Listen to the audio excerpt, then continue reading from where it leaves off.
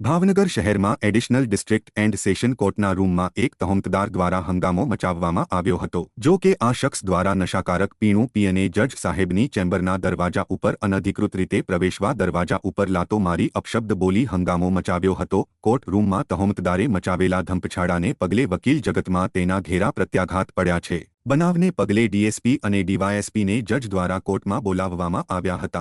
જજ ખૂબ નારાજ થતા પોલીસ અધિકારીને કહ્યું હતું કે તમારાથી કોર્ટની સુરક્ષા ન થઈ શકે તો જ્યુડિશિયલ ઉપર છોડી દો તેવું કહેવાઈ રહ્યું હતું। કોર્ટ પરિસરમાં મોટી સંખ્યામાં વકીલો અને પોલીસ કર્મચારીઓ પણ હાજર હતા।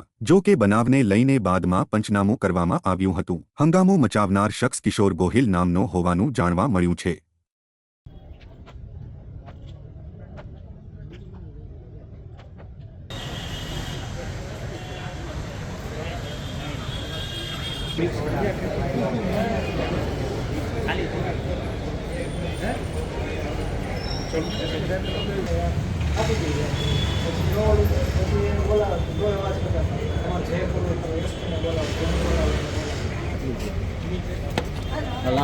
लाल बात हाँ ख्याल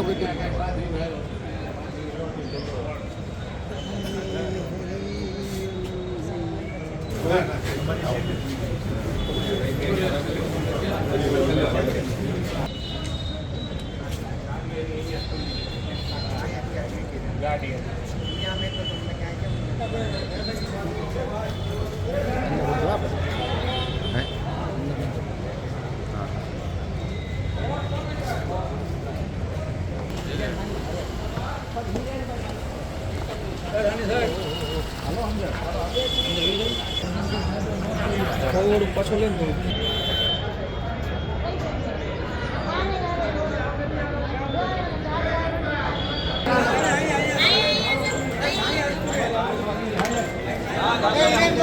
આજે સવારે ખુલતી કોર્ટના સમયે જે એટ્રોસિટી કોર્ટ જે છે જેના પ્રાથમિક વિગત એ રીતની છે કે આ કામે જે છે આરોપી એટ્રોસિટીનો છે કિશોરસિંહ ઉર્ફે ઋત્વિક તે નામદાર કોર્ટની અંદરના આગળના ભાગે પર્સનલી તે આવેલો અને ગાળાગાળી કરેલી એ વિગત પોલીસ દ્વારાને મળેલી। એ અનુસંધાને પોલીસ દ્વારા એને પકડી લેવામાં આવેલા છે અને એની જે સાથે પોલીસ વાતચીત કરતાં થોડો માનસિક જેવો લાગે છે। આ કામે જે પોલીસ દ્વારા એસપી સાહેબની સૂચનાથી એક ઇન્ક્વાયરી આપવામાં આવનાર છે અને નામદાર કોર્ટની બહાર જે બી પોલીસ કર્મચારી જે છે તે અને મેઇન ગેટ ઉપરના જે કર્મચારી છે તે આ રીતનો જે થોડો માનસિક ટાઈપ કે કોઈ બી આરોપી કઈ રીતે આવી જાય એ બાબતની ઇન્ક્વાયરી માનનીય એસપી સાહેબની સૂચનાથી આપવામાં આવનાર છે અને આ બાબતે પગલાં લેવામાં આવનાર છે। હિરેન જાની, પૂર્વ પ્રમુખ Bhavnagar bar association, coop member bar council of Gujarat. આજ રોજ સવારના 10:30 કલાકે એક તહોમતદાર ભાવનગરના એડિશનલ ડિસ્ટ્રિક્ટ જજ રાઠોડ સાહેબની કોર્ટ પાસે આવી અને કેફી પદાર્થનું સેવન કર્યું અને નામદાર કોર્ટ હજી ડાયસ ઉપર આવી નહોતી અને કોર્ટના ચેમ્બરના બારણે પાટા મારીને એમ કહે છે કે મુદત આપ। ત્યાર પછી પીધેલી હાલતમાં કોર્ટ રૂમમાં જાય છે અને કોર્ટના કર્મચારીઓ સાથે પણ માથાકૂટ કરી। એના અમારા જાણવા પ્રમાણે એના 2 કેસો આજે કોર્ટમાં અદાલતમાં હતા। ત્યાર પછી એ પીધેલી હાલતમાં બહાર નીકળ્યો અને બેફામ શબ્દોમાં ગાળો બોલતો હતો એટલે વકીલોએ એને ટપાર્યો। અહીંયા જે કોર્ટ ઓર્ડર હતો એને અટકાવવાની કે એને કવર કરવાની કોશિશ કરી નહીં, પણ વકીલોએ બીજા પોલીસને બોલાવી અને એને જેલ હવાલે અને એને પોલીસ સ્ટેશનમાં લઈ ગયા છે। પણ આજે ભાવનગરમાં કાયદો અને વ્યવસ્થાની પરિસ્થિતિ સંપૂર્ણપણે કથળી ગઈ છે એવું અમારું માનવું છે।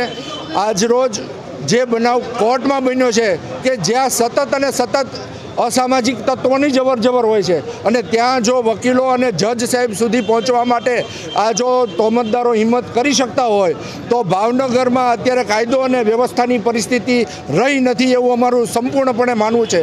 ભાવનગરની પોલીસ રાત્રે 11 વાગ્યે નિર્દોષ નાગરિકોને રંજાડે છે. બહાર નીકળેલા નાગરિકો જે ફેમિલી સાથે હોય એની સાથે ગુનાખોરો જેવું વર્તન કરે છે અને અસામાજિક તત્વો માટે ખુલ્લો દોર આપતી હોય એવી પરિસ્થિતિ આજે ભાવનગરની બની ગઈ છે. ભાવનગરના બુટલેગરોને સેફ પેસેજ આપવા માટે રાત્રે 11 વાગ્યે દુકાનો બંધ કરાવવામાં આવે છે. મારે પોલીસને પૂછવું છે કે કયા કાયદાની કઈ જોગવાઈઓ અનુસાર તમે આવા પ્રકારની પબ્લિકને હેરાનગતિની કાર્યવાહી કરી રહ્યા છો, જ્યારે સરકાર દ્વારા એવી યોજનાઓ બહાર પાડવામાં આવે છે કે 24 કલાક સુધી માણસ ધંધો કરી શકે અને ભાવનગરમાં ઉલટી ગંગા જોવા મળે છે.